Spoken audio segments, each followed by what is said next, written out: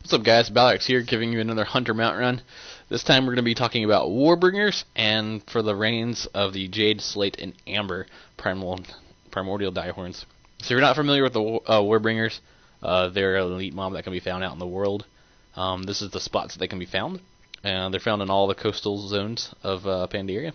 The one that we're actually going to be focusing on is Kunlai Summit, which is right here. But yeah, the same technique will work anywhere, so let's get started. So the idea of the Warbringer solo is you do it basically without your pet. You'll use your pet, but it probably will die. Your goal is to basically kite and kite and kite and kite and kite. And what will allow you to do this is you need to get the glyph that makes it to where if you are hit while you have aspect of the cheetah on, it does not daze you anymore. This is just to cover your butt in case you make a mistake, because once these Warbringers get a hold of you, they will tear you a new one. So what you want to do is min pet and keep your pet up alive as long as possible, and then know that once you pull aggro, you've basically got it for good. So basically, once your pet, or once he pulls aggro to you, the chase is on. Basically, your goal is to kite, kite, kite, kite, and more kite. You want to almost stay at max range if you can. An aspect of the cheetah will help you stay in max range. Most of his abilities will miss because you'll be so far away.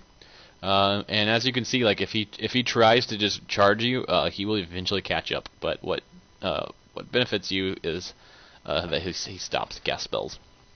So right there, he was trying to cast Horrific Visage. This one is his basically like AOE kind of like taunt thing, and I actually get dazed right there, which is like totally bad luck because it was just like a natural daze because I don't get dazed from cheetah. So yeah, glaive toss a lot of times will kill off all those little scarabs. They shouldn't get close to you. I do just occasionally drop traps. So yeah, for this video, I basically kite him to the road, the main road, because there's no mobs that you can really pull on the main road. And then I just follow the main road all the well into like Vale of Eternal Blossoms. I did later on do some solos of these guys with like Siege of Orgrimmar gear, and you'll kill him like a lot faster. Basically, I don't even get like I kill him like in half the time of this video, like later on in life. But if you're just starting off or have like just basic gear, then this is how you do it. But really, it's not as much gear dependent. The more gear you have, I guess, like the easier this will be. But yeah, and like if you run out of like good kiting ground, that could be a problem. At least for this solo. The one in Town Long Steps, you kite in a giant circle, so that one you can just go indefinitely. Keep in mind that if you make a mistake and he does get a hold of you, he will kill you. It's sort of like a you do it perfect or kind of die, but it's not really hard to do it perfect. The main thing is you just want to try to be at maximum range through most of his abilities, but not so far out of maximum range that you stop doing damage to him, because the second you stop doing damage to him, he can reset and he'll run off and it's a pain in the butt. So yeah, Horrific Visage is the main one you want to be concerned about.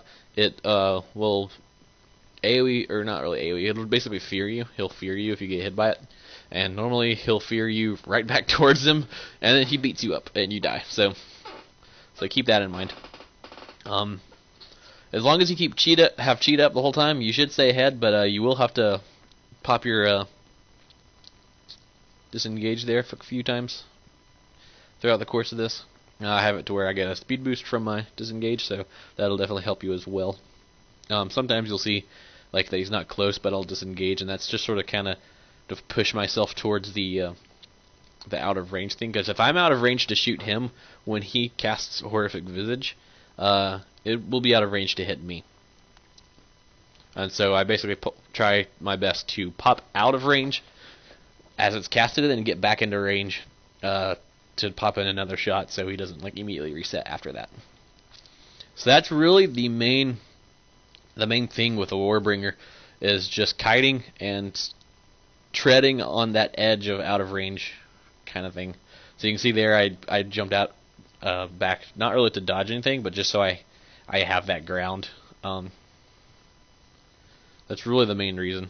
The meteors, all that kind of stuff won't really hit you.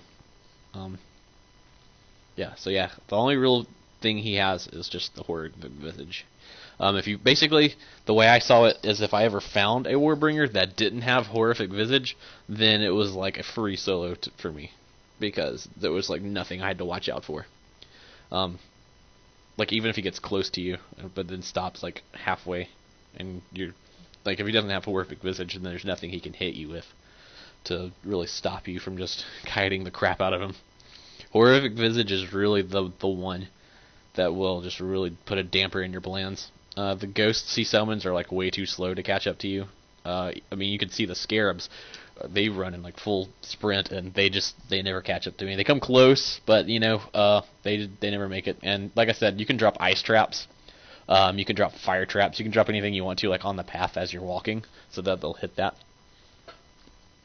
So yeah, kite him into the Veil of Eternal Blossoms. The goal here is you can see right there, I actually get hit by a horrific visage. I am a human, so I have every man for himself. So I every manned out of that, and that's basically what turned this from a video of me killing him into a wipe. Now, as you're coming through here, I've actually gotten lucky like all the times I've come through here and not really pulled anything. Not really sure how. I pulled that guy, but I'm freezing right here, so it's not a big deal. This is really the only time that things went kind of bad. I kind of stopped for a second here to pop cheetah, get some distance, and then I go right back. And the scarabs are really close, and that's worrying me.